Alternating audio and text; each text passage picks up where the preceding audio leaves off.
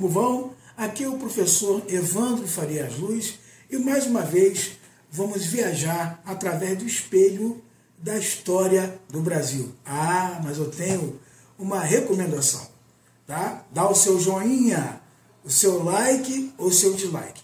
Então você, por favor, me ajude, compartilhe, porque eu preciso que chegue a maior número de pessoas possível sobre essa história do Brasil bem real.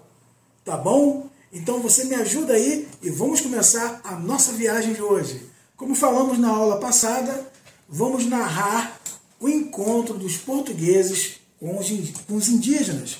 E nós sabemos que não foi um encontro fácil. Foi um encontro marcado, curiosidade, muita curiosidade de ambas as partes. Tivemos, por exemplo, trocas, o que chamamos de escambos. Tivemos também os portugueses aproveitando os indígenas. Tivemos também os indígenas aproveitando dos portugueses. Era uma moeda de troca que, na verdade, foi bem mais pesada para os indígenas. Por quê? Houveram brigas, houveram confusões, houveram mortes, houveram expulsões. Os índios que moravam no nosso país, eles se distribuíam ao longo da costa e na bacia dos rios Paraná e Paraguai. Bom, se você me perguntar sobre a população indígena, não se sabe ao certo os milhões que tinham. Segundo o Boris Fausto, há um grupo que conta 2 milhões em toda a Terra. Mas também há uma contagem que só na Amazônia existiam mais de 5 milhões de índios.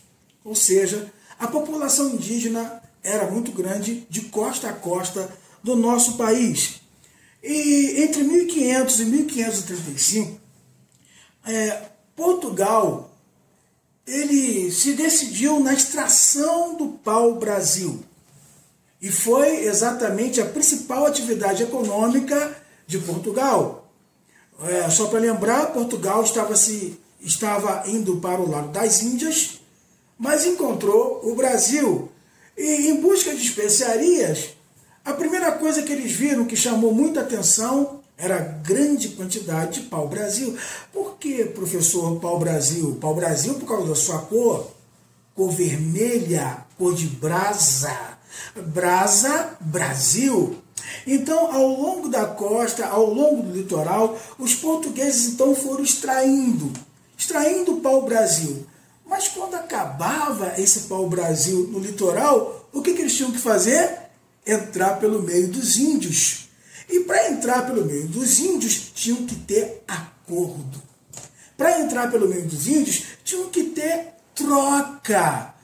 Lembra das aulas passadas? Como é que era a sociedade portuguesa? É isso aí, sociedade patrimonialista. É isso aí. Os nobres eram servidos pelos artesãos, eram servidos pelas outras pessoas e até por escravos. Quando eles olharam para os índios, você sabia que tinha português que achava que o índio não era humano? Era um animal? Para você ter uma ideia. Então, não foi fácil a primeira impressão que tiveram um do outro. Pois é, como eu falei, a briga entre índios e portugueses foram frequentes desde os primeiros contatos deles no século XVI. Os portugueses queriam um pau-brasil, os índios queriam coisas novas. Então houveram muitos acordos para que o português conseguisse fazer a extração do pau-brasil. Ora, não foram fáceis esses acordos. Porque Portugal queria trazer civilização aos índios. Os índios tinham a vida de índio. Caça, pesca, construção de oca, seus rituais. E o português queria o comércio. Mas o índio achava que aquela terra era dele. Como é que leva o pau-brasil? Escambos, trocas. Ora, o índio não conhecia um espelho. O índio não conhecia um machado para derrubar árvores, e eles derrubavam árvores de maneira primitiva. Então começou-se a fazer entre o português e o índio trocas. Você vê, o português dava quinquilharia, o português dava espelho, o português dava faca, o português dava machado. E o índio dava o quê? Pau-brasil. O índio, pau-brasil. E a união foi tanta neste sentido que os índios colaboraram para fazer o quê? Derrubadas em massa da árvore pau-brasil. Mas teve muita troca. E nessa troca, lembra que eu falei para vocês que os índios, eles lutavam entre si? A tribo Tupinambá era uma tribo muito forte, uma tribo guerreira. Então, as lutas que tinham no século XVI foi justamente por isso. Eles queriam proteger a sua terra. Também eles resistiam à escravização. O português estava acostumado, a nobreza portuguesa, em que os escravos africanos trabalhassem para eles. Isso já tinha tempo. Quando chegaram, viram os escravos, então os portugueses forçaram os índios para que trabalhassem de maneira forçada. Isso deu problema? Por que deu problema? Não era da natureza indígena o trabalho forçado. A terra era deles. Eles viviam da plantação, viviam do que comiam. Só que o português não. O português vinha de conquistas. Deixa eu lembrar uma coisa para vocês. O português e o espanhol, eles dividiam o primeiro lugar das potências do mundo na época.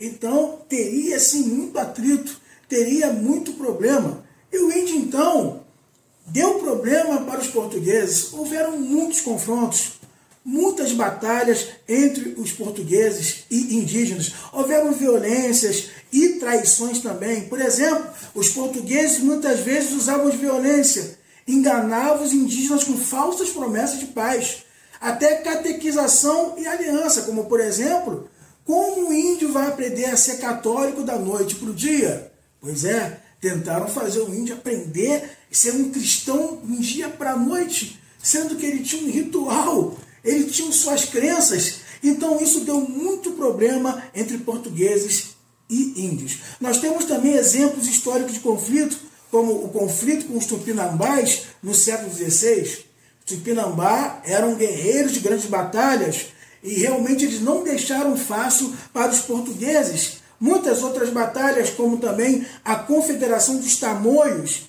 Então houve uma grande aliança de tribos indígenas no litoral, como tupinambás e tupiniquins, contra os portugueses e os jesuítas.